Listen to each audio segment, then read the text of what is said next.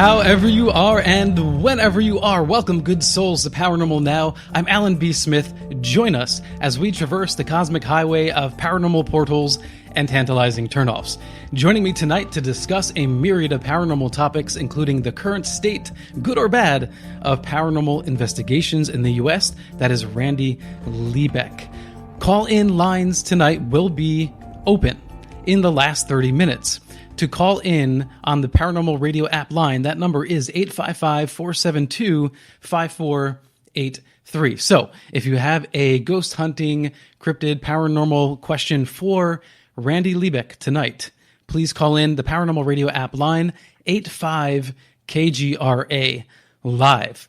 And of course, you can share your thoughts and experiences with us during or after the show on Facebook.com/ParanormalNowRadio, Twitter @paranormal_now, or on Instagram @paranormalnow. And of course, many of you know that I am a fan of UFO Monument Park, so before the weather gets too cold, go up north, especially if you're in the Northeast or on the East Coast. Take a trip, get some air, and check out the UFO Monument Park in Sheffield, Massachusetts. It's a historic park because of the event of 1969 in the Berkshires that it represents. And again, I love it because instead of a museum, instead of an event, which I love, where you're selling books and trinkets and going to presentations and seminars, it's just a place to hang out and reflect, to just take in nature, take in the air, imagine what was happening in 1969 in that park, and to just be there and reflect upon the great wonders of our universe. And that's what's special about it. That's what I love it. That's why I'm a fan. I've been plugging it for, I guess, going on a year now since Tom Reed first came on the show. And they've had some struggles there, and legally, and yet the support of the community is growing, and it looks like it's here to stay. So if you are like me and you need some more outdoors, get some air, some social distancing, then check out the UFO Monument Park in Sheffield, Massachusetts. So those of you who are listening on kgrradio.com, we are now streaming, if you're not aware, on YouTube and Facebook, as well as Periscope. So if you want to see the live stream with myself and the guest, and this is true of a multitude of our shows now and growing, please go to youtube.com KGRA Radio, or on Facebook KGR Radio, and you can watch those live streams, and you can comment too. So if you're not going to call in the last 30 minutes, you can comment on any of those platforms, and we will see those and try our best to get your question and comments on the air. And again, the number to call in the last 30 minutes is 85-KGRA Live, or 855-472-5483. And of course, I have to say that on this November 7th, it is a historic day, as it is every 4 years when we reelect a president of the United States of America. So no matter where you stand, what you believe, every 4 years, there's a transition, and we have to do it together. So moving forward, as always, I should think that no other community understands that better than the paranormal community, because we are open-minded people. We are generally very tolerant and accepting people, and we hear each other's points of view out. And that's what I love about this community so much. Some of the closest people in my life in this community are of a totally diametrically different political persuasion, and you know what? We're still friends, and we love each other. So let's just keep a positive outlook, a sense of community, and working together moving forward. Randy Liebeck is a researcher, writer, and commentator covering the field of ghost and poltergeist phenomena. As a hands-on investigative journalist, using a combination of cognitive investigative skills and the latest in technological monitoring equipment, he has conducted field investigations across the USA and in the UK. He has had cases referred to him by individuals, the news media, television producers, universities, and various parapsychological research organizations, including the Rhine Research Center's Institute for Parapsychology, the Science Anomalies Research Group Vestigia, the Office of Paranormal Investigations, and the Ghost Research Society. That's a lot. A career federal law enforcement officer with a background in criminal and national security investigations. He brings a lifetime of skill and experience as a police investigator to the field of paranormal phenomena, something that is much needed and we'll be talking about tonight. He currently serves in a national security management position for the United States government, and you can find out more about Randy if you follow him on Facebook.com/Randy.Liebeck. That's Liebeck. Randy, welcome to Paranormal Now. Hey, Alan. It's great to be here to chat with you. Thank you. Yeah, you too, brother. And I'm happy to say the second week in a row, if you include my father the previous week, we have a New Jersey guest. I don't know whether that's something to brag about or not, but yep, I'm coming to you live from central New Jersey. Indeed. And I being from South Jersey, I've mentioned this to you earlier. Not many people are familiar with the whole story of the Jersey Devil, right? Like they know it, but people from Jersey tend to really, really know it because we grow up with it. Mm-hmm. Not every state has its own official state demon. Exactly. That's brilliant. Yeah, state flower, state demon. We've got it all. So there's a lot to talk about tonight, and I know that you do very much want to focus on the happenings and goings on of the paranormal community and their investigative approaches. So what I can say, and I think that most people watching, is that what we're most exposed to is what we see on television. And it's a wide variety of approaches to ghost hunting, paranormal investigations. And I think, we're all pretty savvy enough to notice when someone is just not really taking it seriously and just running around a house and recording things on camera, which can be fun. And I'm not knocking that. But for those of us who really want to know what is going on, right? What are these odd occurrences? What are these ghostly sightings? We need people like yourself to tell us what is the best approach, or what are the faults that maybe we have been using along the way. Well, the TV shows, which you're right, that's how 99% of the people who these days who know anything about the paranormal get their information from. Mm-hmm. It's there's a good aspect to it because it is some exposure. That might be the only avenue somebody has if they're not prone to go to the library and get a book. But the problem is, how do you filter out the nonsense from the valid? Separate the entertainment, which is these shows self-admittedly are for entertainment purposes. There may be an actual small bit of proper investigative technique and methodology and theory involved. But always remember, they're there to get ratings. They're there to do something exciting. And not all of it is quite legitimate. Well, how can it not be exciting, right? I mean, no matter what you're doing, if you are walking around any site, graveyard, or house and you're looking for ghosts, it's fun, right?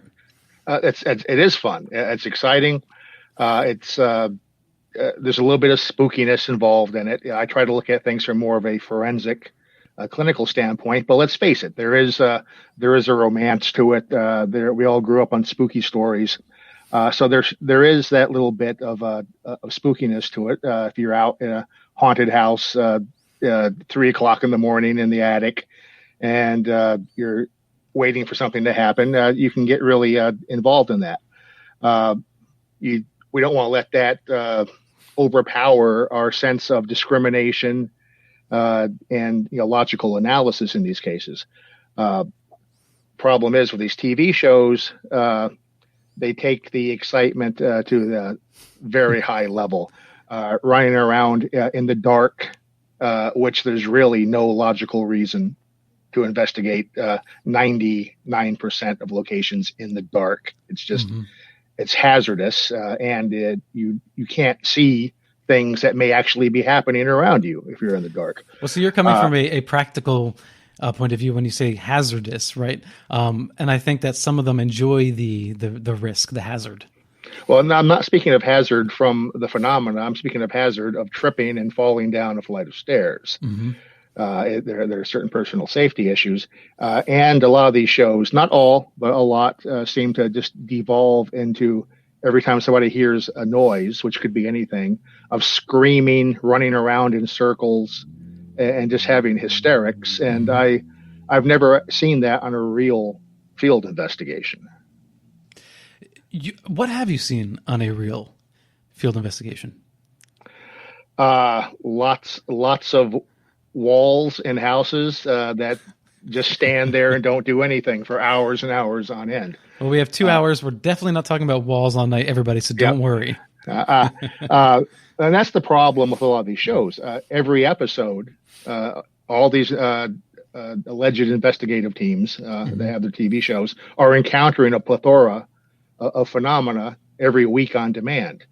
Wow, I wish I could find these places. I sit for hundreds of hours of nothing happening. Then occasionally things do happen, but it's a rarity. I've myself have never seen a ghost. I've never seen, dead Aunt Matilda materialize in front of me. I've heard sounds which are legitimately unexplainable.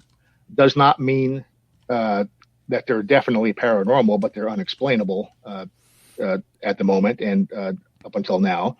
I have felt sensations which were not ambiguous. The spidey senses start tingling.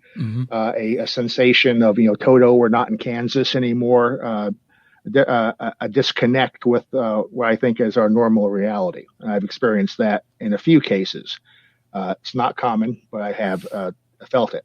I have captured anomalies on cameras, digital and film cameras, occasionally on video or thermal imaging. I have picked up transient electromagnetic anomalies at various locations, the occasional cold spot, but not on demand, not every week, not every case, certainly. It is rare, but it happens enough to keep me interested and keep me out there looking. Why are you interested in the first place? I know a lot of people who get into the field, had some sort of experience, either as a child or as an adult that, drove them to that. With me, no. My story is a little bit more prosaic. As I was growing up as a kid and learning how to read, some of the first reading material I had in the house was from my grandmother's subscription to Fate magazine, which is a publication that it's been around since 1948, publishing supposedly true stories of ghosts, hauntings, cryptids, UFOs, the wide world of the paranormal. So that was some of the first things I was learning how to read. My mother had an encyclopedia set in the house called Man, Myth, and Magic, which covered the full range of Fortean and paranormal phenomena. So that got my interest early. When most kids were reading, Dick and Jane, See Spot Run books, I was reading stories of haunted houses and the Loch Ness Monster and things like that. So the interest grew with me, evolved to the point I wanted to see, hey, how much reality is there to this? Is it all just spooky stories, which are great? I love spooky stories. But what is the reality? And over the years, with further exposure, further research, I learned that there is a reality to a lot of this. But there's also a lot of nonsense out there, and it's tough to find that dividing line. Yeah, I feel you. My first and seventh grade history report that I took very seriously was on Atlantis. I think that many of us from the 80s and 90s, we know like the Charles Berlitz books. We were exposed to those, and that really planted the seed of taking all these odd subjects seriously. Now, I have had a UFO sighting. I've never really had anything that I could call a ghost experience or paranormal experience. I've never witnessed a cryptid, though I think I have a story that I believe was a entity of some sort. Won't get into that. But what about yourself? I mean, have you ever been close enough where you thought maybe that was it? Yeah. I've had a number of experiences which have made me raise an eyebrow. Picture Leonard Nimoy as Mr. Spock with the one eyebrow going up. I've had many of those where, yeah, maybe this really was, something. Something appeared to be anomalous, but that doesn't necessarily mean it's a ghost or a poltergeist. This things happen that we can't really explain at the moment. I have had a couple of instances at locations where that threshold was exceeded greatly, where I was convinced I was in the presence of something. I don't want to say from beyond this world, but something which is outside our current understanding of this world. It's happened a couple of times in Gettysburg at locations. Once in a house I lived in, where I again didn't see anything, but it was a combination of sounds, a sensation, just a certainty. It's been called the Oz factor, where all of a sudden your surroundings take on a different sense of altered reality. Mm-hmm. And when that happens to you, and you're not on drugs or anything, and there's no clinical reason for the altered reality, that tells you that something is crossing over into the world that we thought we knew. Right. Now, I'm assuming with your career in law enforcement, you've never used mushrooms or any mind-altering substances that would have given you that experience? No, we're tested for that kind of stuff. So even if I was inclined, I couldn't take the risk. Gotcha. Okay. Because there is that argument, right? That it does help you kind of see, rather than just being, your mind generating imaginatory images all the time, that sometimes you're actually seeing something that we can't see with our typical five senses, without opening up some aspect of our brain. How far metaphysical are you willing to go? I waver on that daily basis. I try to look at this stuff with a forensic mindset, to say whatever's happening, we call it paranormal, not necessarily because it's supernatural, not because it exists outside of the laws of physics and the laws that govern our reality, but because we just have not been able to understand it yet. We don't know what type of energy is involved. We don't know exactly how to detect and measure that energy. The assumption I operate under is that today's paranormal will be tomorrow's accepted science. Mm-hmm. However, there are certain aspects of what we look into which really, some outlier cases, which seem to be well attested, well documented, which really do seem to exceed certain limits that seem to go outside, what physics allows for. That do approach, certainly a spiritual or metaphysical level, and where we at least have to consider that mm-hmm. as a possibility. Like personally, I am convinced that people experience ghosts and hauntings and poltergeists. I'm less inclined to definitively define those terms. People experience hauntings. That does not necessarily mean that they're encountering the returned spirit of a dead person. That's one possibility, but there are other possibilities which are more in the domain of psychology, neurology, environmental issues. However, a lot of these cases, when you look in depth into them, they really do look and act like they are something spiritual or something interdimensional. And my philosophy is, if something walks like a duck, quacks like a duck, we have to, assume that there's quite a good possibility that it might actually be a duck. Right. So I'm not wedded to a spiritual hypothesis for this stuff, because I am very aware of, even within the field of parapsychology, we have various competing hypotheses.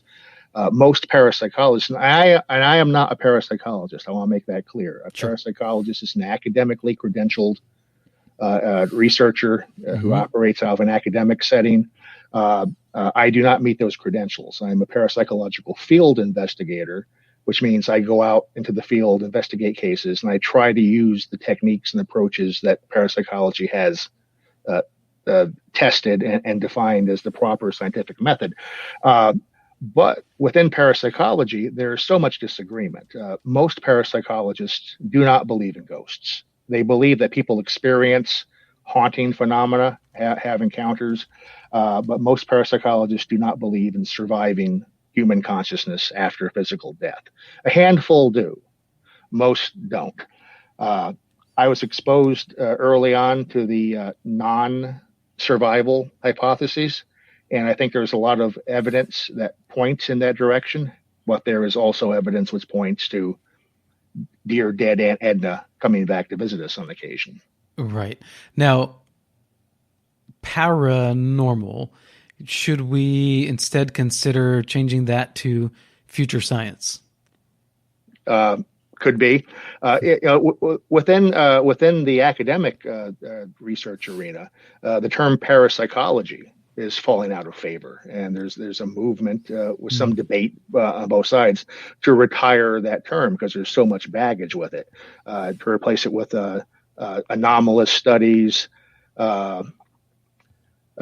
maybe paraphysics, because it's not just psychology that we're dealing with. This is not all just a process of the human mind. That's one part of it. Right. You have to have a human with a mind and a consciousness to encounter and interpret these things and have the experience. But this touches on the domains of neurology, of physics, biology. It's multidisciplinary. Parapsychology may not be the greatest word. Paranormal, the term itself means alongside the normal. The implication being that it's not normal. But we don't know that it's not normal. Just because we don't understand it doesn't mean it's outside of normality.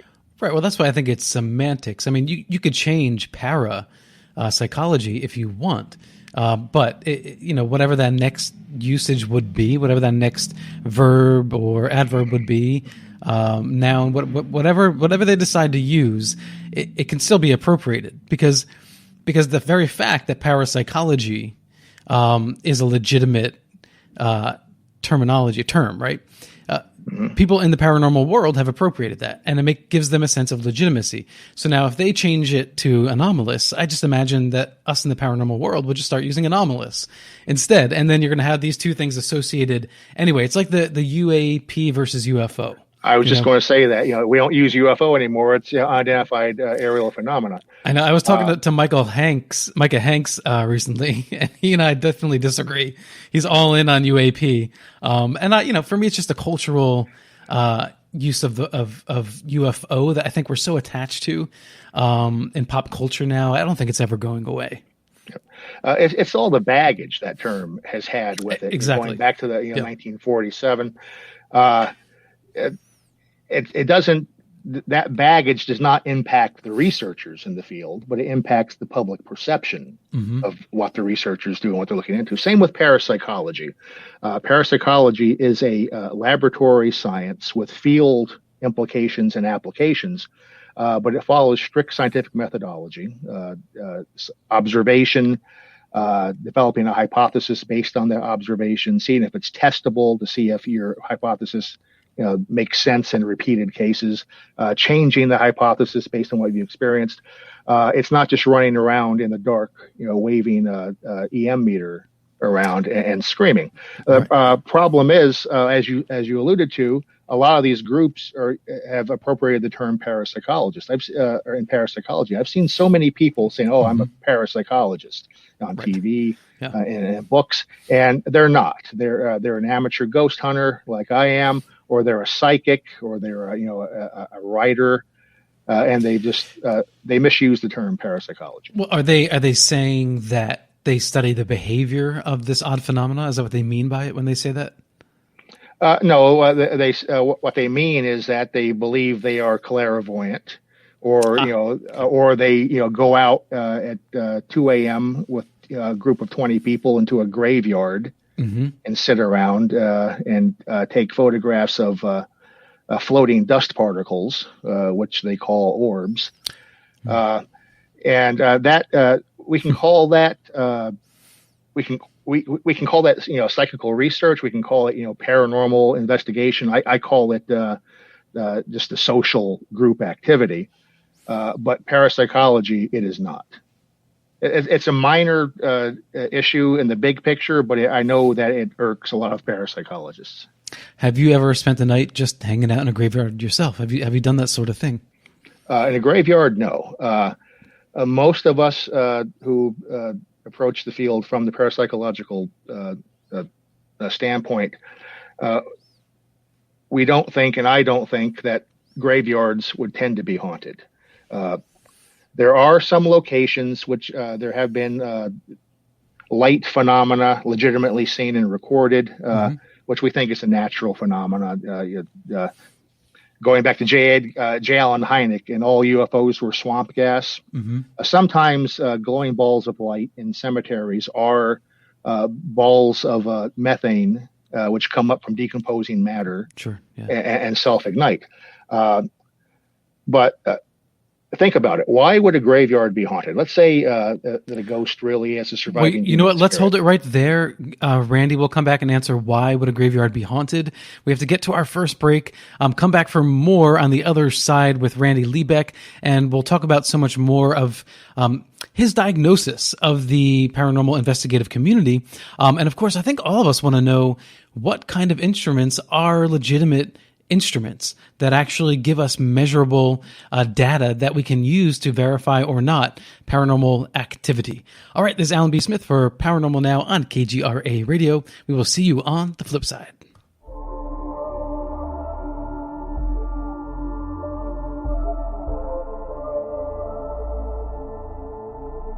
Are you ready?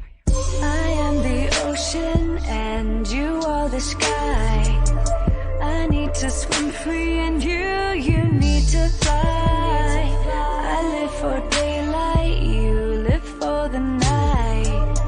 You love to wander and I want to be right, but the sweetness in me. Mainstream media's most wanted.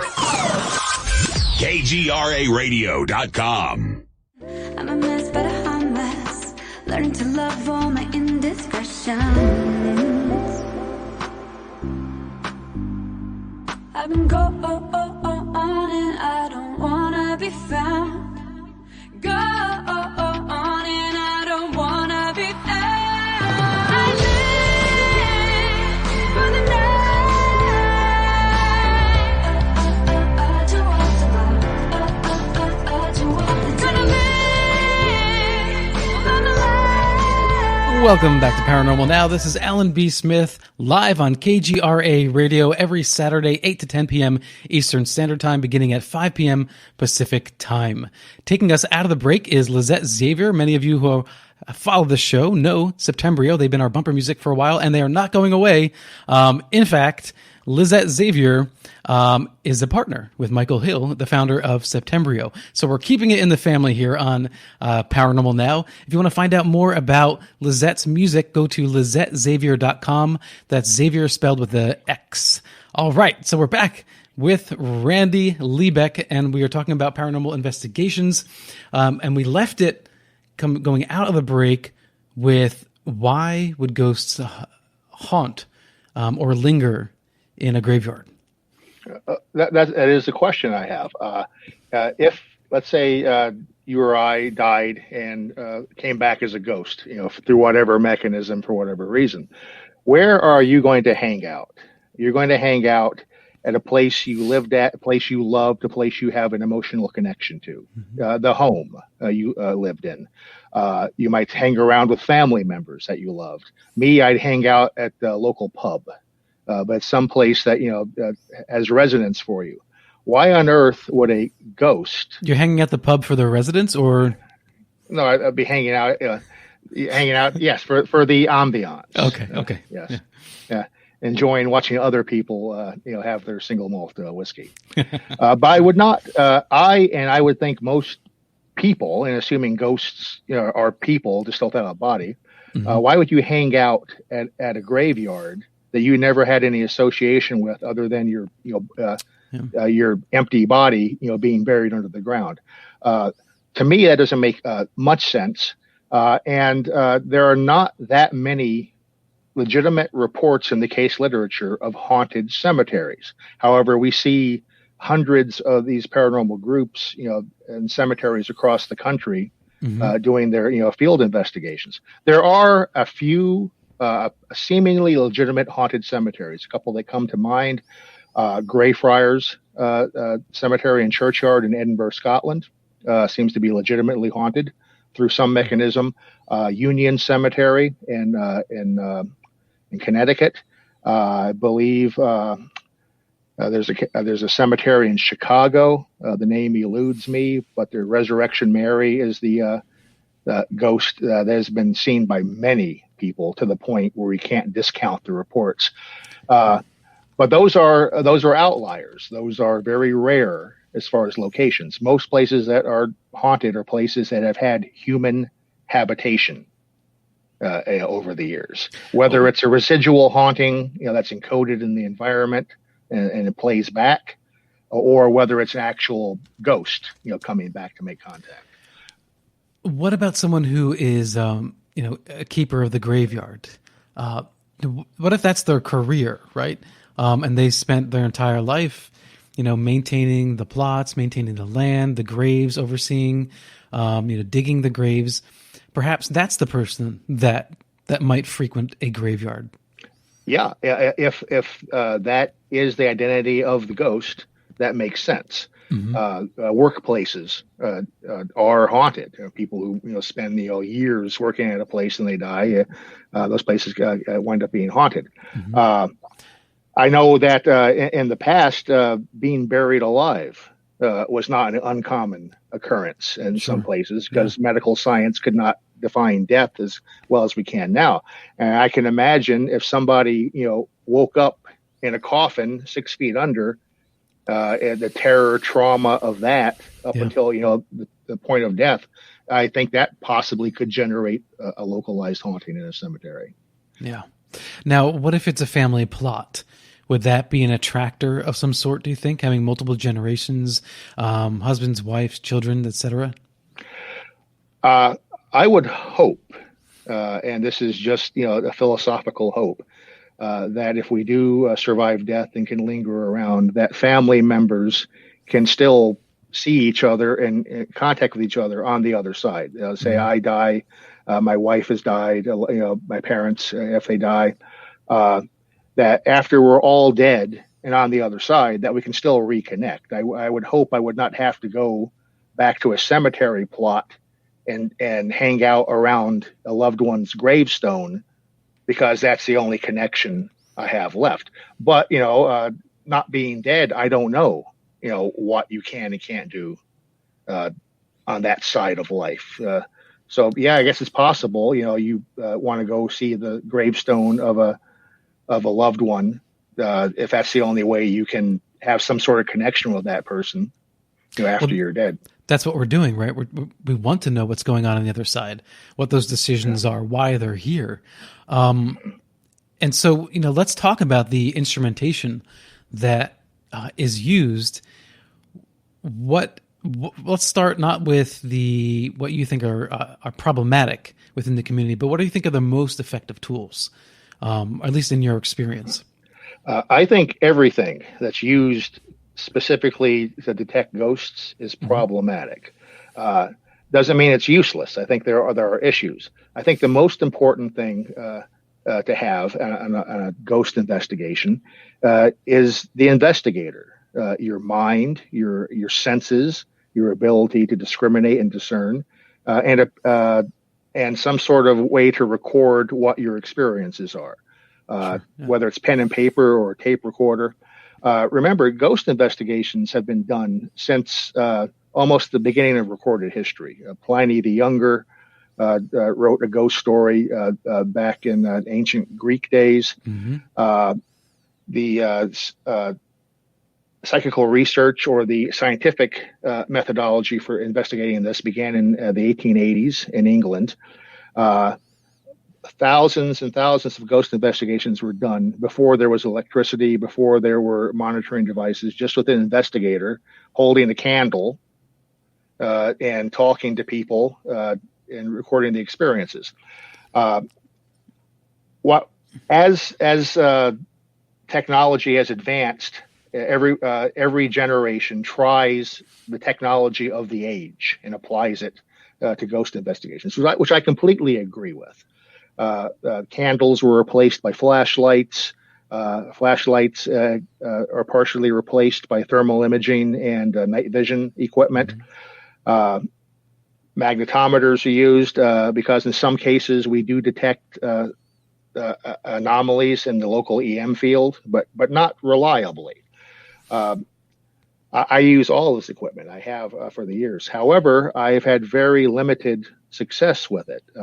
In some cases, which I think there's a legitimate activity going on in a specific location at a specific time, I'll get some unusual reading on a magnetometer or on a thermal imager. But for 50 other cases with the exact same circumstances almost, where I'm convinced and I have two psychics telling me, yeah, there's a ghost in that corner, nothing registers on the equipment. Why? Why does it work sometimes? Sometimes it doesn't work. So I don't think it's reliable.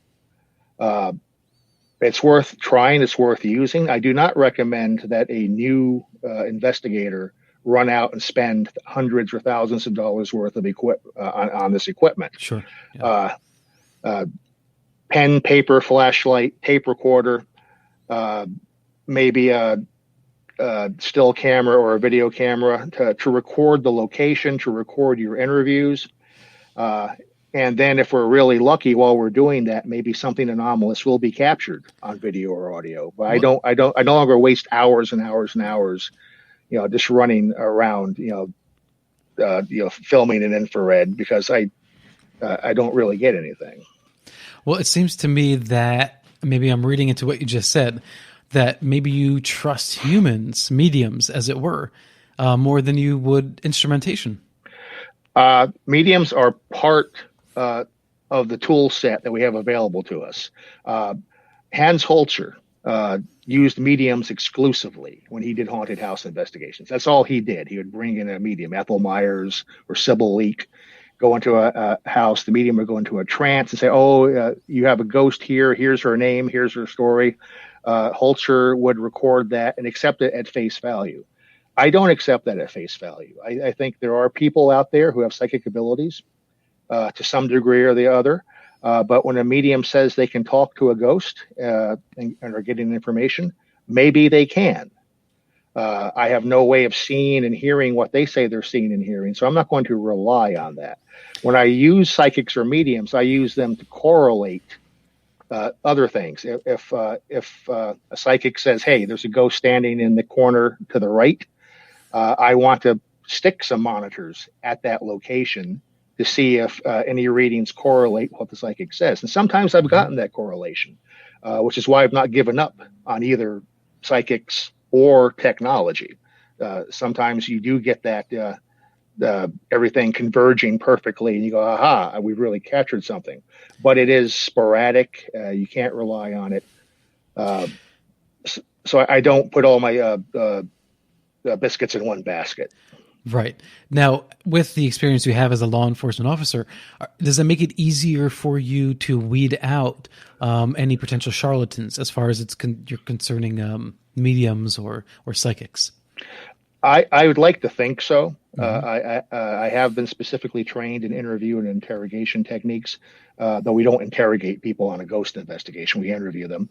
I have been trained in fraud detection, deception detection, and I have picked up on through the methods we use to analyze speech patterns and the actual words and frequency of usage of words in testimony, which indicate deception. I've detected that from that way. And other times I've picked up on deception where I don't think you need to be a cop. It just, you can tell BS when you hear BS sometimes, because what's being reported does not fit within the parameters of what we legitimately expect to encounter in these cases. So I think it helps.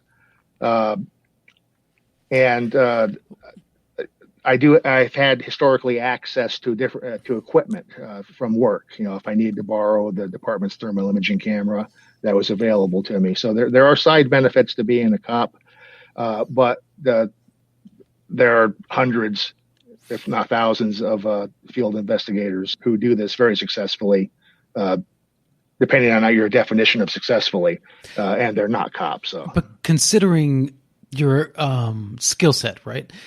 And let's say someone is speaking to you and saying, I feel this, or I think there's a spirit of a young man, blah, blah, blah, blah, right? Now, you're trying to read them and tell whether this medium is telling you the truth or not. What if they're not actually telling you the truth, but they do believe what they're saying, if you catch my meaning? Yeah, I think that out and out fraud with mediums who do field investigations, as opposed to the ones who charge money to get the readings. The ones we've worked with in the field, and I've worked with a few, a couple of which had did things which impressed me. A couple of whom I think they were just doing cold readings of the environment. And we're saying things that at least we could not confirm, did not correlate with any of our other readings or what other witnesses said they saw and where they saw it. Sometimes you do get that. I think with mediums, even if you have a legitimate psychic ability, it's still being filtered through their interpretation, and what they are seeing and feeling can be colored by your own, belief set, by your own religious background. So you have to apply caution to what a psychic says. And when you have a medium who says they're communicating with a ghost, and even if they're getting veridical information that they should not know, but it's accurate, you're aware of it or you confirm it later, even that does not prove they're talking with a ghost. If they're psychic, they may be able to access information through other means other than a ghost telling them. They may be accessing the universal database of knowledge in a Akashic field of some sort, which I think some psychics can do. If I know some of the details of the case and I'm on the scene with them and they start relating back details of the case that there's no normal way they could know, I can't, ignore the fact that I'm in the room with them. Maybe they're getting the information from me, their psychic means. So it's tough to tell. Yeah, I certainly believe that there are some psychics who have psychic ability. Yeah. I am open to the idea that some of them are mediums and may be able to talk to a ghost. But that's so difficult to confirm or verify. But so yes, some of them get information. So yes, you have to entertain all of this, but you can't get hung up on it because you're trying to find answers, right? So, I think this question from Neats B is a good one to lead us into that direction, and that is there a time frame to investigate a sighting? So, let's kind of start from the beginning. If someone says, "I see a ghost," they report it to you. What's the best time frame if there is one, and what's your first step?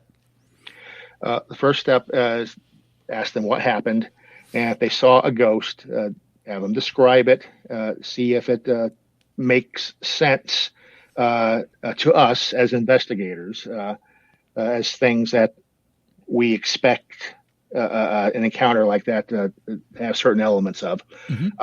Ask them when this encounter happened. I've gotten calls, people say, "Hey, I have a ghost in my house." Okay, what happened? Well, this happened, that happened. Well, when did it happen? Oh, it happened 2 years ago. Well, there's nothing we can do with that. So you want to ask, when was the sighting? And if it's continued sightings, what the frequency is. If something occurs in someone's house once a year, once every 2 years, again, from it's profound to them, but for us as investigators, there's not much we can do for that. So I want to know, how often this is happening. If they're encountering stuff, every couple of days or, every couple of weeks, find out when does it occur. Is it occurring at night? Then if I want to go and set up a field investigation, then I want to do it at night. If they're saying it happens, every morning, 8:00 a.m., while they're making their coffee, there's no need for me to go there at night and walk around with the lights out. I want to be there at 8 a.m.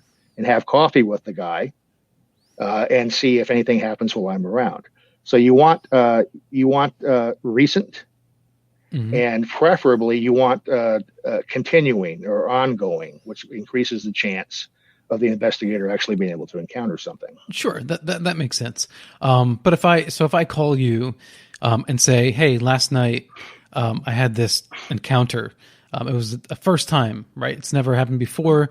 Something was on my countertop and it flung across the room. Does it matter whether you get there in an hour or 48 hours?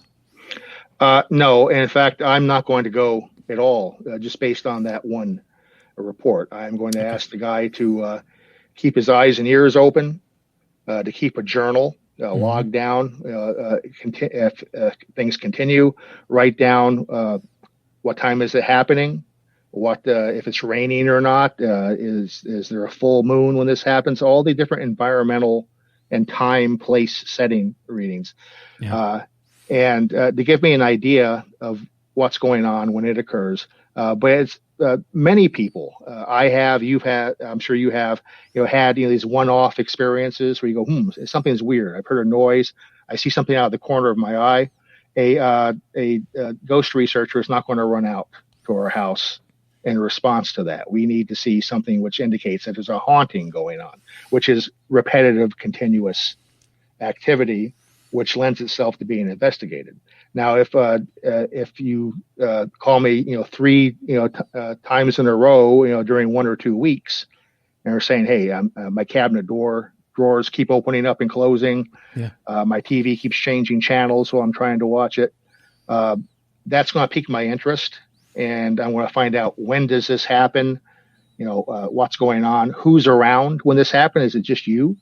Or is another family member there? This has happened at the workplace. This has happened maybe when you're stressed out. I want to get as much information as I can to give me some sort of game plan, so I know when to go, what to bring, who to bring with me. Are there any red flags on initial reports where you say, okay, this is not good, I'm not going to investigate this? 2 red flags that come up pretty often. One, people are reporting things, this happened, that happened, and they're things that are not recorded in the legitimate literature of psychical research. People report things that they've seen happen on horror movies. They report they're seeing, green slime oozing down the walls, or they're a bunch of flies are mysteriously appearing in a certain room, or a voice is saying, get out, the Amityville horror kind of stuff. Sure. These things, for the most part, and I don't want to rule out any phenomena completely, but 99.9% of the time, a haunting involves seeing either moving shadows, seeing a humanoid apparition, hearing sounds, which are usually mundane sounds. You hear your door open and slam shut when there's nobody there to do it, and maybe the door's still locked. It did not actually physically open or slam shut, but you heard it. Right. You might hear a voice, sometimes a voice calling your name when there's no one else in the house. That's what happens in legitimate hauntings. You do not hear a demonic voice, telling you to get out. I will not rule out that as a possibility initially, but it's going to put my warning flags up from the get-go and see if the continued stuff they say fits that pattern. Is that in the category of, let's say, tongues, where people think they're speaking some demonic or angelic or some other whatever language, but really when you break it down, it's gibberish? Is it kind of like in that sort of realm of psychology, or? Well, if somebody's reporting stuff they saw on a Conjuring movie or the Amityville horror, they're just making it up for the most part. Okay. For whatever psychological reasons they have for trying to get an investigator to come on a bogus case. Very often, though, it's not out and out fraud. Sometimes you can detect some sort of psychological issue with the person. I've had phone calls where initially I'm very interested. Then as the phone call continues, it becomes clear to me that I'm dealing with an emotionally disturbed person. That does not mean they did not experience something, but it really complicates the issue to the point where I can't really do much with it. Yeah, and I think that the more you probably experience that, the better you get at detecting that. Well, from my career field, I've dealt with a lot of emotionally disturbed people, and I can pick that out in conversation pretty quickly. Then the other things that are reported are, things which are most likely normal, non-paranormal activity, which are misinterpreted. People say, oh, they're the glassware on their kitchen sink starts to vibrate. It's got to be a poltergeist. Mm-hmm. Well, maybe, but maybe, it happens every time a big truck drives down the road outside the house. So as you get this stuff told to you, you have to explore that. And one complicating issue is somebody may legitimately experience something paranormal. They may see something which is anomalous. They may really hear something. Maybe their bedroom door does open and close at night, while they're no one else is in the house, and it freaks the witness out. So they had one experience, but now they're really tuned in to every noise, every creak in the house, and every normal sound, either refrigerator compressor kicking on and off at night. It's happened for decades, but they never really noticed it until now. And now what they think they hear is a demon in the kitchen breathing. Well, that complicates issues. Yeah, I've experienced that. I mean, I remember when I was watching as a child Unsolved Mysteries, Sightings, X-Files, and then or when we went out camping, let's say, right, and the Boy Scouts or whatever, and you're telling ghost stories, you kind of get that prickly feeling. You're kind of hypersensitive to every noise that you hear. You get into that state of mind, where everything's heightened. And so you're kind of looking to be scared, or more easily scared because of the state of mind you were just in through entertainment. So I could see how that could certainly translate to the work that you do. People might legitimately be reporting what they think they hear, but heightened reality is what it really is what you're saying. Yep. And there may be some real paranormal activity in the mix. It just gets, difficult to pick out. Which probably makes your job more difficult.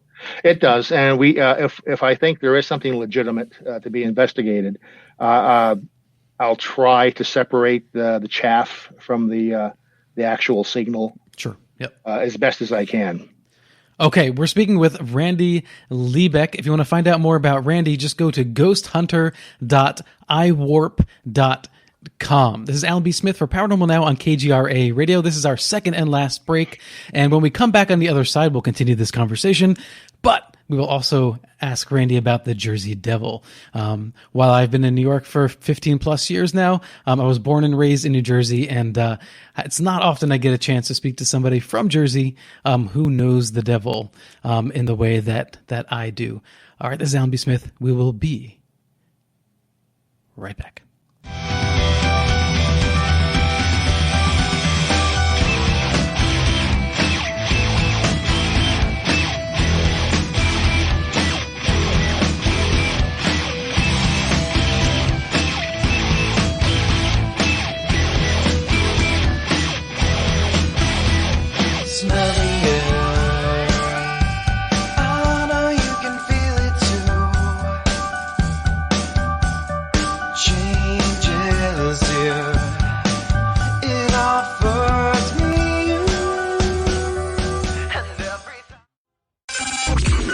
Mainstream media's most wanted. KGRAradio.com.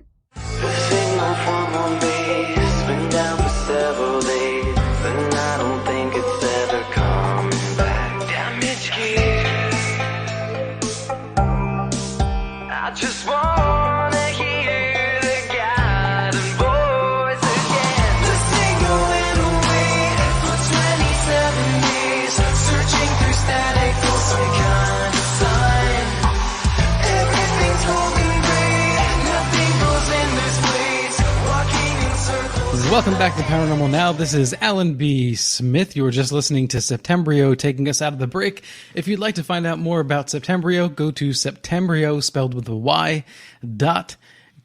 Okay, so in the last 30 minutes of this hour, we're going to open the listener call line so that you can call in and ask our guest your question. That number is 855-472-5483 or 85-KGRA Live. Bill Skywatcher, our producer, will be on standby on the Paranormal Radio app hotline for you to call in. He'll give you the cue, and we'll bring you on the air. All right, so finally, I get to ask the question I've been dying to ask all night long, and that is, Randy, are you familiar with the Jersey Devil, and what do you know about it?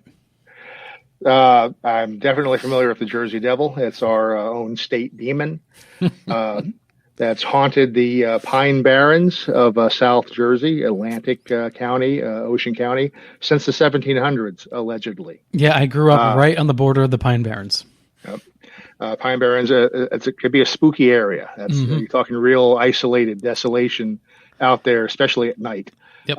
And that's the kind of location that a legend of some, strange, nefarious creature in the woods, you'd expect to come from a place like the Pine Barrens. Mm-hmm. In a nutshell, the story is Mother Leeds had 12 children, and she said, if I don't want any more kids, if I have a 13th child, I want the devil, to take it away from me. And just take it for his own. Well, Mother Leeds had the 13th child, was born, and the story goes almost immediately after birth, the normal baby all of a sudden grew bat wings, started morphing into a horse-like creature with kangaroo and bat characteristics, went flying out the window, and it's haunted the Pine Barrens ever since. Sounds like this, absolute, local legend folklore. Mm-hmm. But people going back hundreds of years have actually reported strange encounters in the Pine Barrens. Mm-hmm. And I think people really have seen and heard things which struck them as being otherworldly. I don't obviously think it was, Mother Leeds' 13th child sprouting wings and flying out the window. A couple of hypotheses for what it could be. We have sand cranes in New Jersey. And if you can picture what a crane looks like and compare that to what the Jersey Devil is supposed to look like. Hold on, long neck, wings can be spread. Maybe people are seeing sand cranes. A more recent hypothesis, there's a bat out there. I think it's called the horseshoe bat. And I was not aware of it until just about a month ago, but there is a bat which apparently is present in New Jersey, which is huge, and its face looks like this. Well, for everyone, whoever who's listening on kgraradio.com, if you want to see what Randy has, you can go to YouTube, KGRA radio channel, and you can watch us there. So Randy, if you can hold that sculpture up just again, so if people want to flip over from the radio to YouTube so they can check that out. Now this is super, right, muscular, bulky. It has the giant horns. It's kind of hard to imagine that a crane could be misidentified. In the dark, in the Pine Barrens, you see a very large bird with long legs, wings, and a long craning neck. And you don't know what it is. And they make a very loud whooping noise, apparently, which sounds very unnatural if you hear it. That could really feed into the imagination. And if the legend is already out there of the Jersey Devil, we could see that being misinterpreted in some cases. That's a hypothesis. I'm not saying that's what the reports were. The bat I was talking about, the face really looks like a horse face. It's phenomenal. And when the wings spread, you could certainly see it looking like the Jersey Devil. Now, what about the root of the story itself? Is this totally fabricated, or was there some truth to build this legend on? Well, there was a Leeds family in around Smithville, New Jersey, in Atlantic County. There's a Leeds Point and Leeds Road, and the legend is the house was on Leeds Road, and many people have gone out down that road looking in the woods, and there is the structural remains of an old house, which came down a long time ago, and that's been identified as, oh, this is the Leeds house. Probably not. I think you have a lot of urban legend and teenagers going out and they found a house foundation. Sure. No, I don't think that Mother Leeds had a demon baby. If it was not just even when the story was created in the 1700s, it could have been teenagers back then who were telling spooky stories around a campfire. Sure, and, the story has continued up until now. Or maybe somebody encountered a whooping crane or one of these horseshoe bats. There's no way to know what the origin of it is. But since the 1700s, people have reported. In the 1950s, there's in the newspapers, it was reported that the police department down in that area saw the Jersey Devil and had opened fire on it. And the reality is, yes, a bunch of cops in the middle of the street discharged their firearms at something. Was it the Jersey Devil? Yeah, most likely not. As we define the Jersey Devil as a demon creature, maybe there was some animal, maybe one of these horseshoe bats appeared and freaked them, or maybe the cops were just out drinking a little bit of moonshine too late that night, and just started having a little firearms fun in the street. Not that any cop would ever do anything like that, but this is the 1950s. Who knows? Things were a little bit different back in the day. Yeah, things were a little bit different. I personally think that I don't think there's an actual cryptid involved. I don't think there's some unknown mysterious creature. I think if there is an animal behind this, it is a known animal, which has been misinterpreted, or it's just complete folklore and the story has just been retold and retold and retold. Well, I could see you can engineer it two ways. Folklore often works like that. Perhaps the Leeds mother did have a child. Perhaps it was a deformed child, right? And those things were handled very differently back then. Especially if it was a baby that was severely deformed, perhaps not able to be sustained. They didn't have the medical intervention that we have now. There's also a certain amount of shame, right? In if you got rid of your child because there was nothing you could do for it. Could stories come out? Could the bed nurse or someone start telling about this horrible baby that came out of this this woman, unfortunately, and then it just spread from there? Or could there have been sightings, like you said, maybe of a crane? Because when you're out there and you're looking through the branches and the trees in a distance, if you were to see a crane, it would give you pause. Even now, right? If you always stop and you go, oh, what is that moving back there? Maybe that's the beginning of the story. And maybe it's a combination of this. Maybe there was some physical reality, a deformed or a disabled child. And there are cases in the UK, a couple come to mind, where some kids were born with issues and they were locked up in a room, and never allowed out. And supposedly they haunt, the castle today. Something like that could have been the actual real origin of this. And then it just morphed over the years. The legend developed, and then people did encounter animals that they were not familiar with. And all of this blended in to the legend of the Jersey Devil as we know it today. It's so many possibilities. Right. So you're an enthusiast, it seems, because you showed me a couple of other items related to the Jersey Devil before we got started tonight. And so I have a pretty large Jersey Devil memorabilia collection. Right. And so you must enjoy it. You must enjoy the legends, the myth. And why is that? We've always, as a race, as a species, we've always enjoyed spooky stories, tales around the campfire, the thrill and mystery of things we don't, understand or which seem mysterious.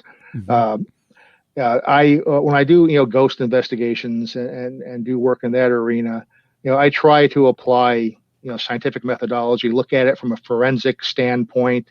I don't go into a haunted location to spook myself and run around screaming every time I hear a floorboard creak.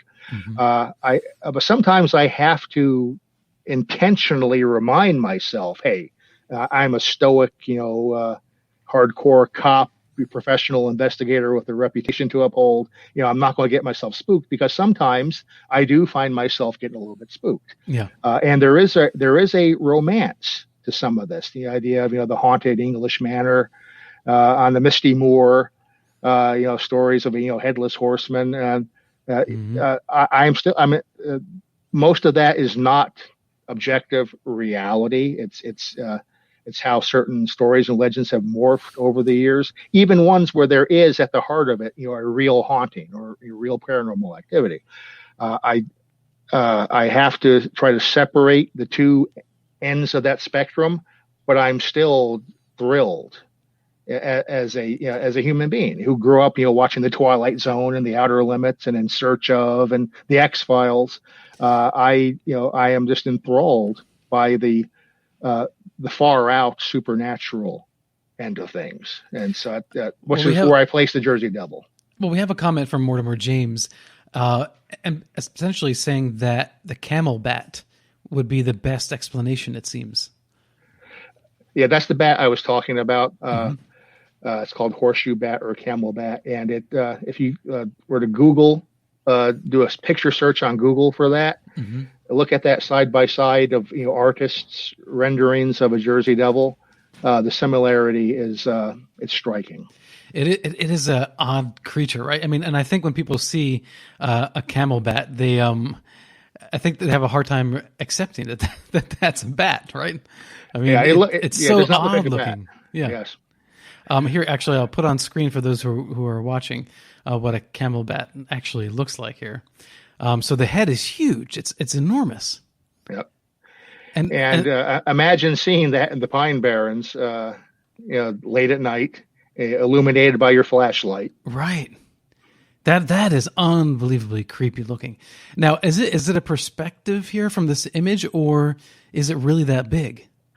That I don't know. I've never come across one. But I tell you, if it was that big and I came across it alone at night in the Pine Barrens, sure, you wouldn't catch me till I was halfway to Los Angeles. I'd be running so fast. Seriously. Now, like I said, I grew up right on the border of the Pine Barrens, and in our backyard, in our porch, at sunset, the bats at dusk, the bats would start coming out. But our bats were this big, and we would throw grapes up or little pieces of fruit, and they'd swoop down and grab them.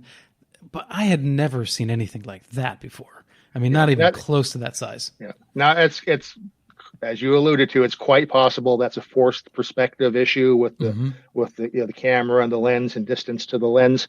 I would certainly consider that as a possibility. That it might not be really that large, but it's still it's not it's not one of those small bats. It's even if there's.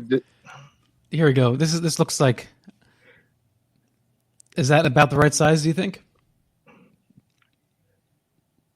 Well, assuming that is the same size bat as in the other picture, then the other picture had a forced perspective distortion. Okay, so I feel a little bit better. It's still a big bat, though. It's still a big bat, especially if you encounter it close up.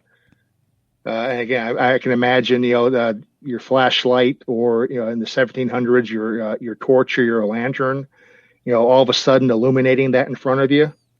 I could see some stories developing from that.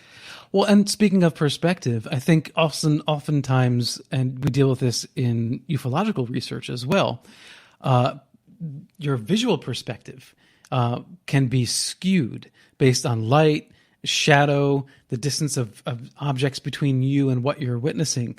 So even a bat might appear in real time to be much larger in scope than it actually is to your eyes.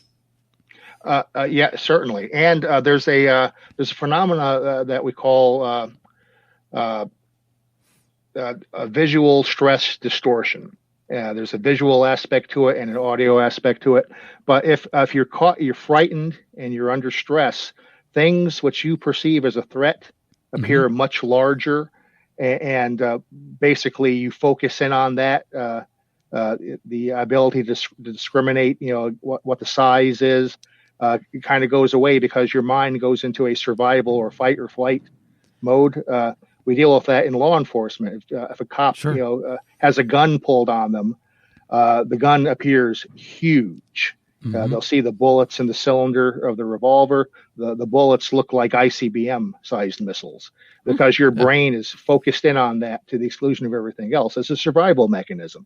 If you come across one of those bats in the middle of the night unexpectedly, a bat which is 6 inches tall, you might report it as being 6 feet tall, and you're not lying. That's how you actually perceived it.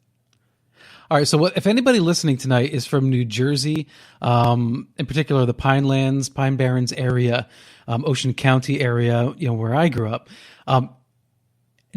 on screen right now, if this bat is this something that you have seen before? Because I have not personally. Then again, maybe I have seen these flying, but it was dark, it was dusk, and I simply, couldn't see the details there. I'd really like to hear from all of you. So, moving on to or continuing on with your, investigation work into the paranormal and ghosts, there are a number of questions that people have for you, and I think that one of them, which is really important, is what if you get a report and there is a scratch on someone's skin, or there is some harm done to that person, and they claim to you and say, look, I'm not crazy, I felt this presence, this thing happened spontaneously. Where do you go with that? How do you manage that?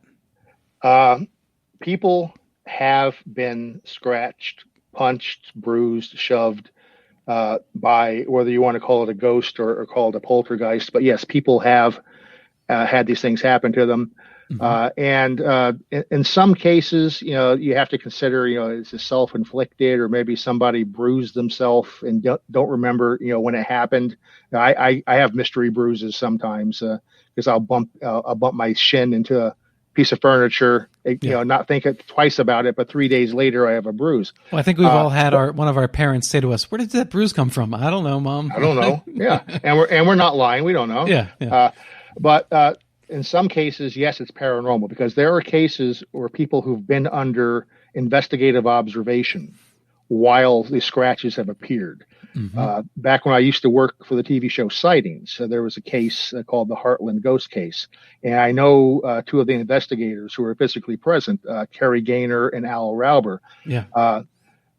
Kerry saw scratches manifest on one of the principals. Sure. And it happened on camera. And I've talked to him about it, and it's legit. It happened. I remember watching that episode. Yep. And there are other cases. Eleanor Zagun in Romania believes she's under attack by the devil, Dracu, as she called it, and under clinical observation by medical people, the police, and psychical investigators. They observed scratches and welts appearing on her in places where she was under observation, so she did not do it herself.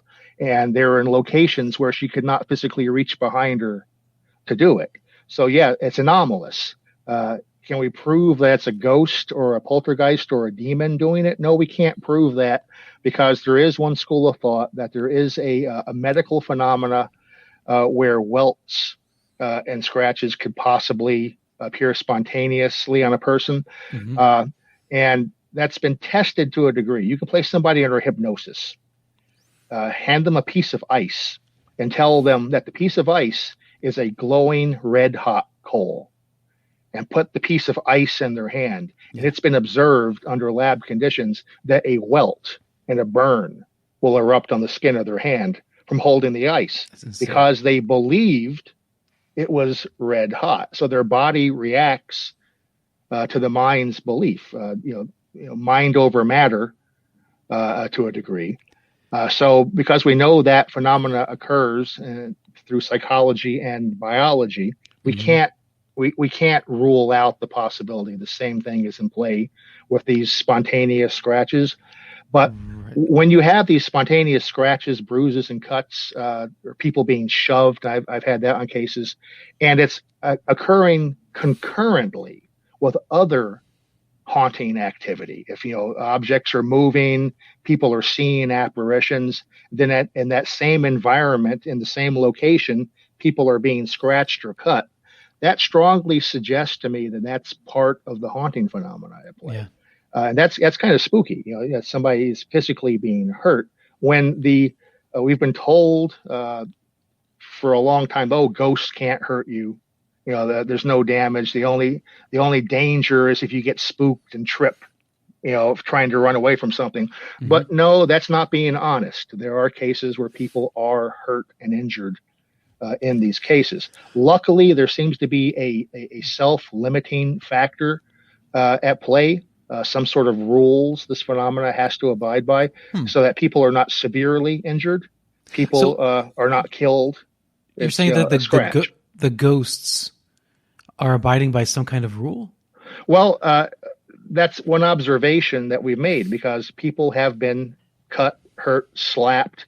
There are cases where people, say they feel a slap on their face, mm-hmm. and then welts will appear showing the marks of a hand, palm print, and fingers when no hand touched them. So they're being hurt, but nobody's being hospitalized. No one is, having life-threatening injuries. No one's being killed. So it seems like there is a limit.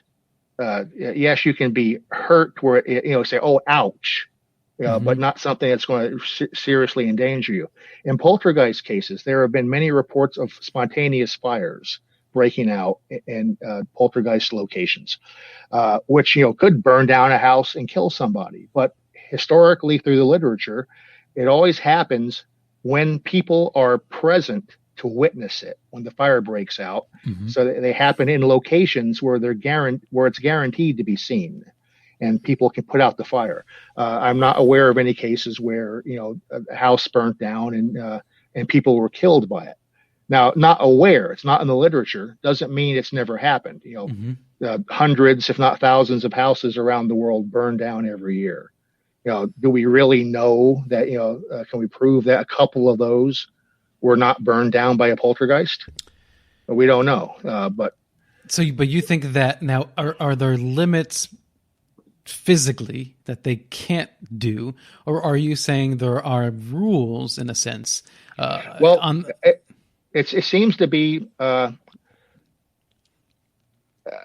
I won't say rules like there's something out there, some overarching referee of the supernatural that's telling a ghost, hey, you can go this far, but not beyond that. I don't think it's that. Right. I think that if it's a ghost, if it's a surviving spirit or consciousness of a human being, mm-hmm. human beings in general, most of us don't want to really hurt people, don't want to kill people.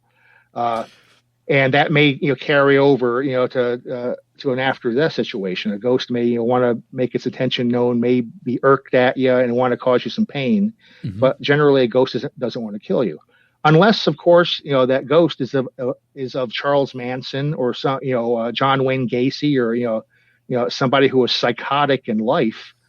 You would wonder, well, would those rules of self-inhibition exist after that person's dead? If they wanted to kill you while they were alive, would that ghost still want to do that while they're dead? And would they have the physical ability to do that?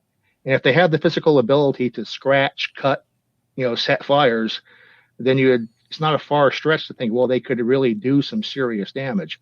We may just be lucky that that an encounter with a psychotic, murderous ghost has not. I can't say it's never happened, but it's not been recorded in the case literature of the field. Right. If you're listening and you want to call in and ask Randy your question, the Paranormal Radio app hotline is open. That number is 855-472-5483 or 85-KGRA Live. So if you have questions for Randy, call in and ask him yourself. So Randy, are there friendly ghosts, and have you encountered them? Yes, there are friendly ghosts. I've encountered unusual phenomena, sounds, sights, sensations. I can't say that it was a ghost. And if it was, I did not interact and engage with the ghost to the point where I could determine motive, intent, psychological mindset. But yeah, very many ghosts that are legitimately reported are friendly. Some of the most common ghostly encounters are of deceased family members and loved ones who seem to be trying to make contact with a family member or a friend. That's certainly within your friendly ghost scenario. But there are also reports of nasty, assaultive, hostile ghosts. I think if something's scratching somebody, I would not define that as a friendly ghost. Okay, so do you think we can get confused between a friendly ghost? Because, like you said, like there's limits to physical contact. That seems to be. Do you think that sometimes they're just trying to reach out to us, trying to get our attention, and they accidentally do harm? If a ghost is a surviving human consciousness, and we're not sure of that, there's no proof of that. Sure. Let's assume that it is. Yeah, a ghost is going to try to if it wants to communicate, let somebody know it's there. It's going to try to get your attention. Ghosts, you have 10 ghosts lined up in a room. They seem to have different abilities. Not every ghost can move objects. Some apparently can. Not every ghost can materialize as a human-looking apparition. Some, can only make sounds or make smells. Some, may be able to touch you somehow, through just like humans can use psychokinesis. Maybe the ghost is using the same process as a ghost to make contact. And yeah, maybe it does that while you're at the top of the stairs, and you get pushed and you fall down the stairs accidentally. It was not the intent. Sure. Who knows? I think though burns, scratches, people having hand welts on the side of their face, no, that's not botched attempt at communication. That is an assault. Right. Okay. It may not be a ghost, though. We don't really have time to go into it, but some of this may be recurrent spontaneous psychokinesis, which is one model for poltergeists, where it's not a deceased ghost coming back to do this, but it's a living person in the environment who unconsciously is generating psychokinetic energy into the environment and doing these things themselves. They don't know they're doing it.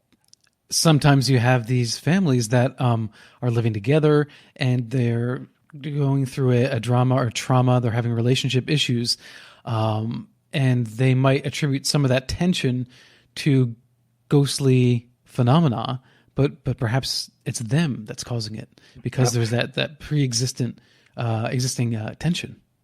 A lot of those cases where you have family dynamics like that, where there is a haunting or poltergeist activity going on, we found that these outbreaks tend to occur immediately after there's been a stressful situation, a family fight, argument. What was the term that you referred to it?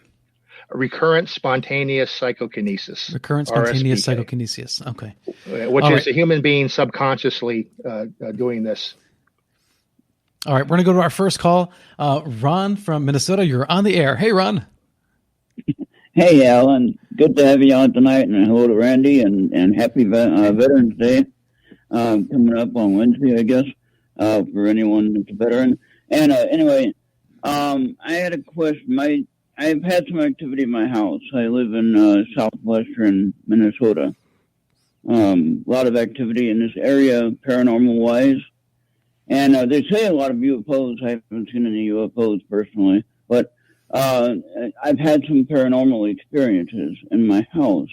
I've had doors slamming. I've had people walking upstairs when I'm the only one here. Things being turned over, and had a stove alarm that would go off until I bought a new stove. Spent $600 on a brand new stove for the kitchen, and don't have the alarm going off anymore. And ghosts can't figure it out. But they still have the door slamming. They still have the footsteps upstairs. I don't feel anything negative, but I can see activity. Usually what I do at night is I can leave the TV on at night because obviously it's white noise, helps me focus on the TV. And then when the ghost wakes me up or keeps me awake, I'll tell it to go to sleep. I'll say, okay, time to go to sleep, whatever his name is, then all of a sudden it just goes to sleep. And I can relax then when I do that. Until I do that, I have this noise problem, and this ghost is harassing me, trying to keep me awake. Now, is there any way that I can do a spell, like wish this ghost to go away? When we mentioned holy water in the show before, and talking about holy water, can I throw some holy water on the house and get the ghost to run away, or what? What do I do here? That's actually totally outside of my arena. I don't deal with spells or holy water.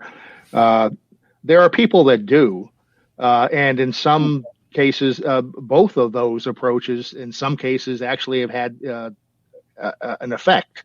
Whether it's psychosomatic or whether it's an actual effect, I don't know. But what you're doing already is what I recommend. If you have something that you're living with, and it's been around for a while, and it may be staying around for a while, talk to it. Let it know this is your house. If you want it to go, tell it you want it to go. It may or may not. You also, set ground rules. This is your house. If the ghost wants to, make itself known, during, daylight, waking hours, as long as it's nothing hostile, say you can do that. If it wants to open up the closet doors in the daytime, but after 9 p.m. when you're trying to sleep, you'd appreciate it if it would leave you alone.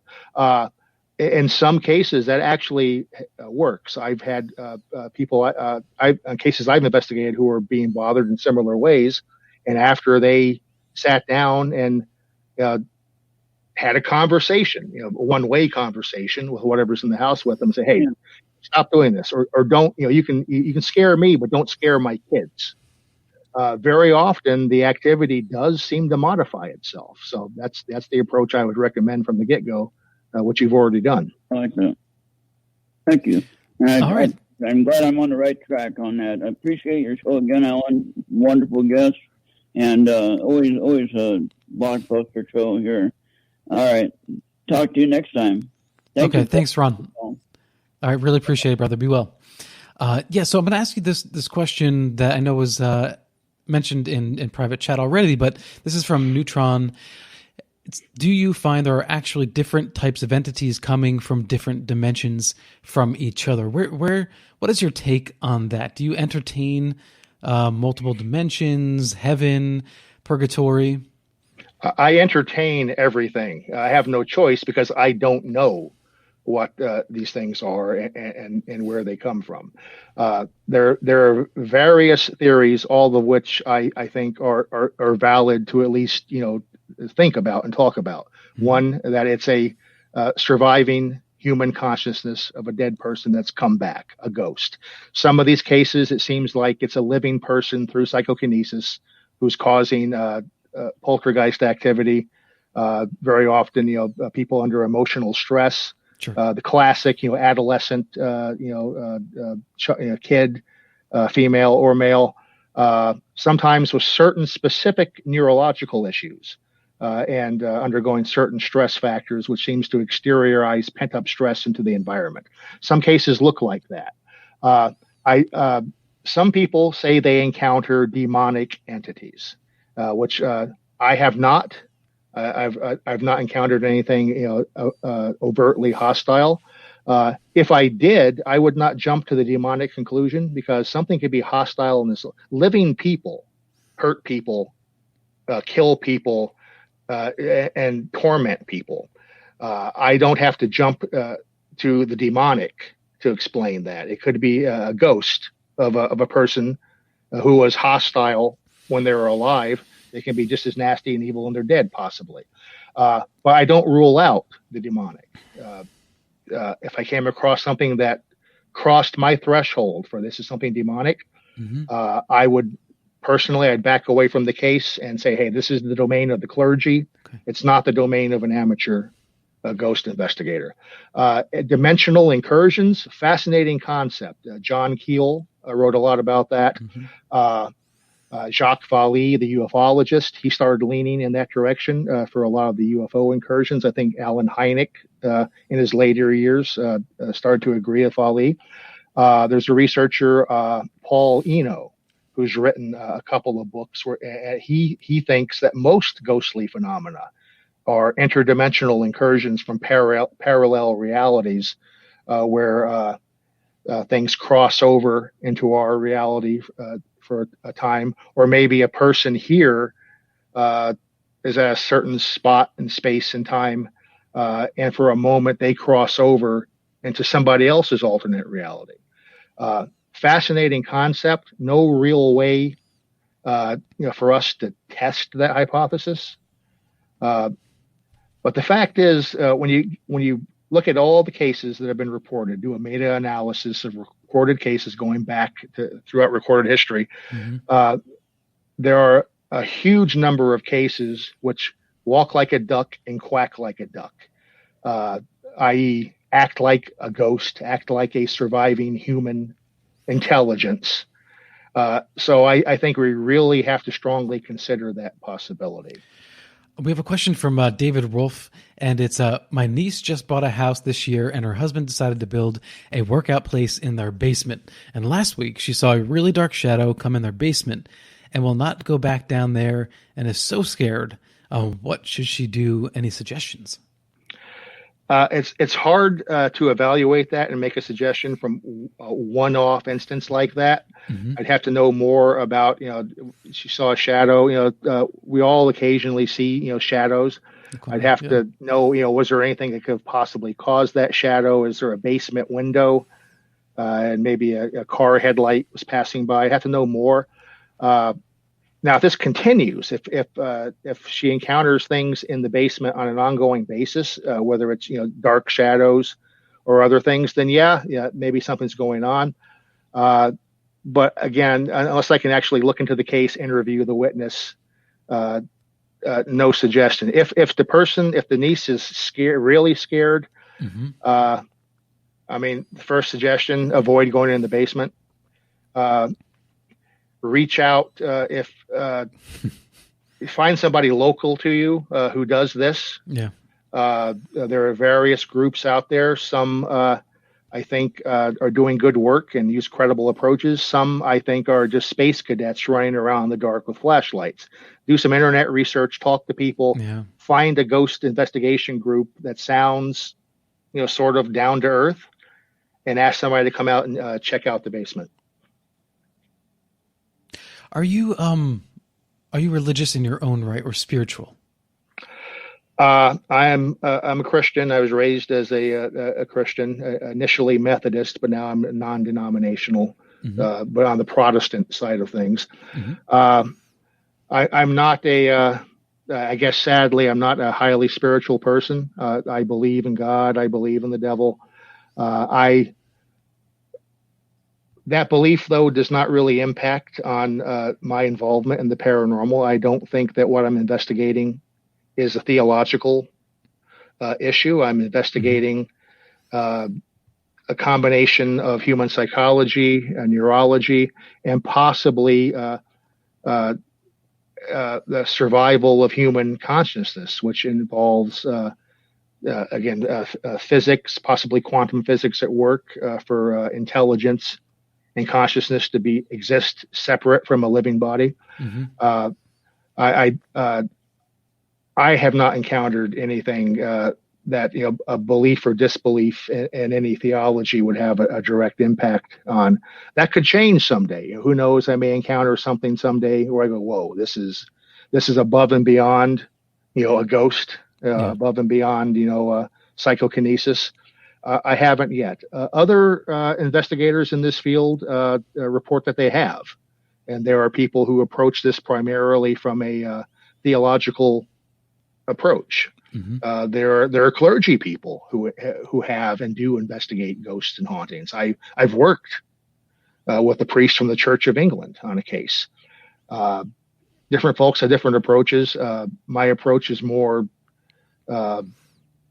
clinical. at this point in my life. Yeah, which is refreshing. That's great, and I think that there should be more, Randy Liebecks out there. Yeah, but you also need the other people out there too, because the different approaches in different cases seem to work for those cases. There are cases where people have brought in a priest to do a blessing of a house where they felt there was something negative, going on, and the blessing by the priest in some of these cases seems to work. So I'm not going to scoff at any of that, Right. And I think, again, there is that psychological aspect to it. At home, I've done my own sort of smudging, if you will, smoking and clearing out the four corners. But for me, it's very psychological when I do that. I don't really know, how effective that actually is. Like a lot of things in life, I think it's okay to believe in something, but not know for a fact whether it's real or not. I think some people struggle with that balance. And I've come to be very comfortable in that in-between place. And it sounds like that's kind of where you are too. Well, I think I don't use smudging myself. I don't use crystals or stuff like that. But some people do, and they seem to get results. Yeah. I suspect that it's not so much the tool or the implement that you're using. It's the mindset. If you're using a ritual or spreading salt in the corner or sprinkling holy water, it's the intent. Exactly. It's that you're pushing out into the environment, and your intent is having an effect, no matter what the paraphernalia being used is.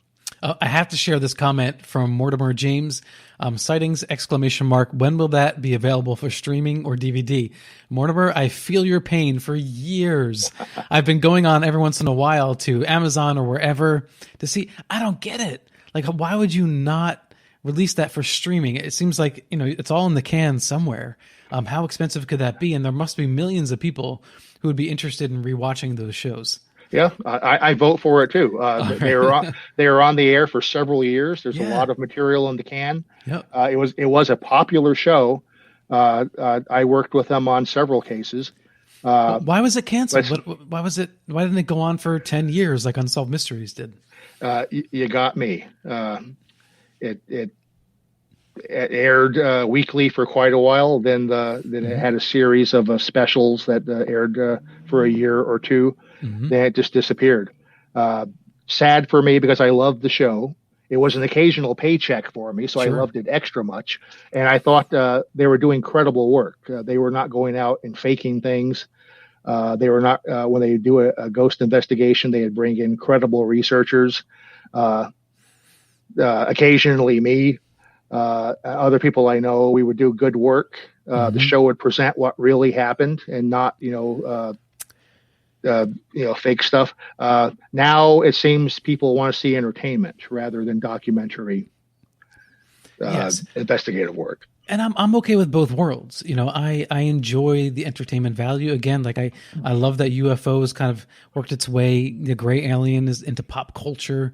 I think that's fantastic because I think it opens up a lot of people to at least, again, entertain the very legitimate idea that UFOs may be visiting here and from another planet or elsewhere. And the same goes with ghost hunting. I think it's attractive. But for you, what is the most irresponsible approaches that you see on TV or that you see other researchers in the real world doing that you would really caution against? Well, targeting the TV shows. If somebody is experiencing a ghostly phenomena and wants to have someone look into it, do not assume that somebody's going to come in and resolve your situation in 45 minutes or 40 minutes like they do on a TV show. On these shows, the team comes in, they spend one evening, and the situation is identified and resolved before the end credits roll. Does not work like that. I've worked cases that went on for 2 years before I finally felt I had a good handle on what was happening. Yeah. So a credible investigator is not going to come in for 3 hours, then tell you, hey, you have a ghost in that time, unless something really phenomenal happens, during that 3 hours that they happen to be there. And if it does, hey, lucky them. If somebody tells you they're going to come in and they're going to get rid of your ghost, they guarantee they're going to cleanse your house. There are no guarantees for that. Sure. Sometimes that does seem to work. Other times it does not. If something is there and wants to stay, I think it's going to stay. So do not look at what you see on TV shows as the way it really happens. The other thing irks me with these amateur investigator groups. One, they call themselves parapsychologists. They're not. They run around saying they're using scientific methodology and they're applying a scientific approach. Well, no, they're being sciencey and scientifical in some of the words they use. Using technology is not science. It's knowing how to apply that technology, sure, how to interpret it, and knowing what hypothesis you can form from that information. So you need it's the training that goes behind it, not just knowing some verbiage. And you need to know forensic investigative techniques. You need to know how to interview people. Mm-hmm. You need to know the history of psychical research, to know that I've seen people on these TV shows say, "Oh, I have a theory I came up with that this is not really a ghost. It's somebody in the environment doing this themselves through their mental powers." Well, yeah, that is a theory, but they did not come up with it. Somebody in the 1800s came up with the theory of recurrent spontaneous psychokinesis. You can't. These guys, they do not know the history, the institutional knowledge of hundreds of years of paranormal research that they can rely on. The other thing that irks me is that you see on these TV shows, investigators will go into a house with no real knowledge of what's been reported. They don't spend time interviewing witnesses. They'll be let into a house. Here's Marjorie. Her house is haunted. We're going to lock ourselves in overnight now and do our investigation. Because that's going to do it. What are they looking for? They've not heard what people have experienced, where they've experienced it in the house. What time does it happen? But don't you think you can't go in blind? Like any investigation, I mean, if you're Jane Goodall, you go out into the jungle and you sit with the apes, right? I mean, there is something to be said about putting yourself in an environment and just waiting, right? You have to go into the field. I certainly do that. I've spent many long nights in attics and basements across the country. But before you do that, you need to develop some institutional knowledge. Before you can go out and call yourself a ghost investigator and start waving around equipment that you do not know how to use, you need to learn the equipment, know how to interview people, to get the information that you want to correlate. If you get a reading in a certain location of the house on a magnetometer, you want to know, is that a location where people have reported seeing, hearing, or feeling something? Right. It's pointless just to waste your time running around. You need to target your efforts based on people's experiences. I recommend, there are many books out there, some of which are academically dense. So I won't recommend a parapsychology textbook to somebody, but stuff which is accessible to the layman. Anything written by Lloyd Auerbach, anything written by D. Scott Rogo. You can learn a lot about what the real phenomena is, how other investigators historically have investigated it, and what their findings were. So you have something to branch off from, some basic groundwork that you can then continue with and tweak it with your own abilities and approaches. Are you familiar with the spirit box? Yes, I'm familiar with it. And what's your take on that? Highly skeptical. I work with sometimes I'm an independent researcher. I don't work as part of a group. However, I do occasionally tag along with people from other groups, especially the Ghost Research Society, which my friend Dale Kazmarek runs out of Chicago. Yeah. And these investigators and that group, they use spirit boxes and Frank's box and Ovulus and other items, which are supposedly picking up words and phrases from from bits of radio signals. What I hear random noise. I hear random words. I think a lot of people are saying, "Oh my God, did you hear? The box, said Jane angry," and they go, "Oh my God, the ghost's name is Jane, and it's angry." Well, that box could have just randomly said the words "toilet stinks." It's just randomly picking up radio signals. I think a lot of people put interpretations on these words that are being said. Sure. Which I think you're jumping the gun saying that it applies to your immediate situation. I feel the same way about EVPs. I think that EVPs caught on audio is a real anomalous phenomena. Sure. Strange voices, which should not be there, do show up on audio recordings. My issue with that, though, is not that there's a real anomalous phenomena. It's what people say the voices are saying. Right. I've heard so many cases where it's obviously some sort of speech. It's obviously some sort of human sounding voices, but you really can't tell what's being said. And 10 people will hear a recording, and 10 people will say it says 10 different things.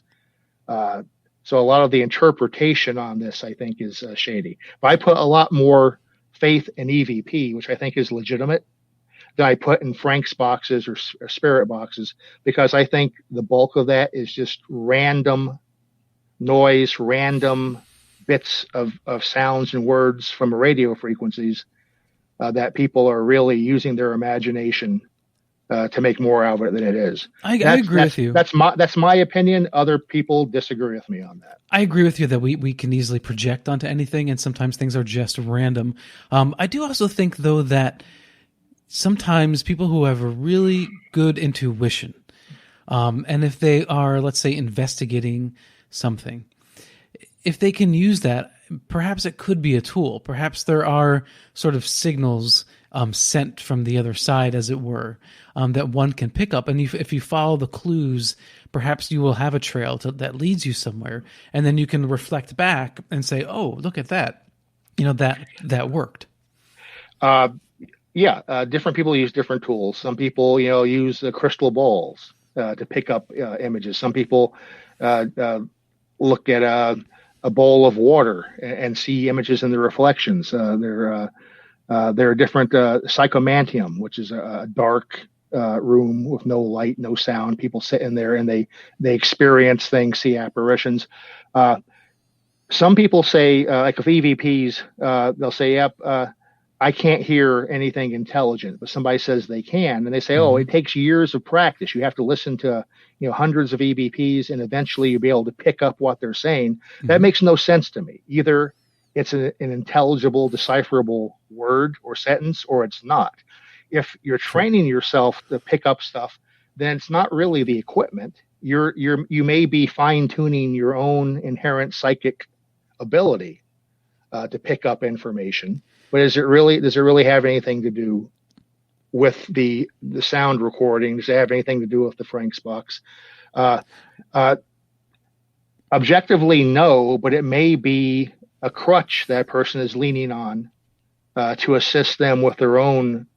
If they believe it works for them, it may actually help their own abilities work and tune into something. Taking the temperature of the paranormal community now. What's your diagnosis? It's not a good diagnosis. Psychical research in the U.S. has been on the decline. Historically, there were not these hundreds of amateur groups running around out there around cemeteries at 2:00 in the morning, photographing dust particles. Historically, it was groups like the Society for Psychical Research, organizations like the Ryan Research Center, the old Duke University Parapsychology Lab. UCLA had a parapsychology lab that Kerry Gaynor and Barry Taff worked out of. They did great work. People with some institutional knowledge, trained investigators applying these approaches. Those programs have all died down for the most part. The SPR in England is still doing good work over there. There are a couple organizations in the UK which are still using the old school academic approach. In the US, the academic and scientific establishment has abandoned this field and given it over to the lay amateur ghost researchers, which by itself is not bad. You need lay investigators, amateurs out there in the field doing this, because scientists are not doing it. Sure. A couple are, but most aren't. Just like in astronomy, a huge number of astronomical discoveries are made by amateurs. They're made by high school kids out there with a telescope, and they discover a new comet. Oh yeah, it's amazing. That happens more than astronomers are doing it. So you need the amateurs out in the field. The difference is the teenager out there with his Meade telescope looking for comets and meteors and trying to find new planets around Jupiter. They know what they're looking for. They've read books on astronomy. Right. They know the difference between the planet Mars and an alien mothership. These people have they've taken time and effort to learn some of the science, to learn about astronomy. I'm afraid that a lot of these people out there doing ghost work in the field have not taken that step. They're not laying the groundwork. They're not learning about the field. And it's not really helping. Yeah, you can't just read one how-to book and that's it. So the clock is ticking. I'm going to squeeze in this one last question here. What about phone apps? Are they good for ghost hunting? No. I've looked at, and some of my colleagues have looked at all of these ghost apps. Most of them are completely fraudulent. They will Ghost Radar, for one. It will tell you, oh, there's a ghost in this corner. Or you're picking up ghost energy here. If you actually read the information for that app and what it's telling you, it's a bunch of gobbledygook. I've played with these apps just to see what they were, and they tell you, oh, we're picking up quantum fluctuations. Right. What the hell is a quantum fluctuation, and how the hell is your iPhone? Well, that's what you were talking about earlier. You're talking about taking these kind of scientific terms, using them loosely, putting them together in a sentence, and it makes you sound smart, but it may not actually make sense. Yep. And the thing, anything that's being filtered through your iPhone or your Android phone, your phone picks up signals. It picks up the internet. It picks up voice transmissions in the cellular range. So anything that does, let's say, even if you're using your phone as a tape recorder and using that in a haunted house, that's problematic. I recommend you use a standalone tape recorder, not use your cell phone for that, because your cell phone, it picks up signals from multiple sources, and what you're hearing may be something that's picking up from the microwave range or the from a 5G cellular tower, and it's coming across as a sound. A standalone isolated tape recorder, which does not have sensors to pick up radio or cell signals. Are we talking about analog versus digital? No, analog recorders, analog equipment got results, for decades before digital stuff was out there. Digital stuff gets results now too. With EVPs, the hypothesis was that something is directly imprinting on the magnetic tape back when we used tapes. Okay. And it's a magnetic force, and it's imprinting on the iron oxide coating on the tape. And many researchers thought that. But then when we stopped using tape and started using digital, we still get EVPs. Yeah. And so there's no iron oxide coating. There's no magnetic encoding. So we were wrong. We were wrong about the tapes. Well, let's leave it at that. Randy, thank you so much for joining us tonight. I really do appreciate it. If anyone wants to find out more about Randy, go to ghosthunter.iwarp.com. Any last minute thoughts before we go?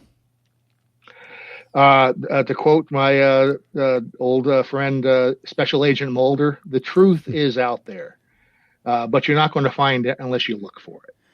All right. Thank you so much, Randy, for joining us tonight. And thank you, everybody out there, for joining us. Thank you for the call. Thank you for the comments and the questions in chat.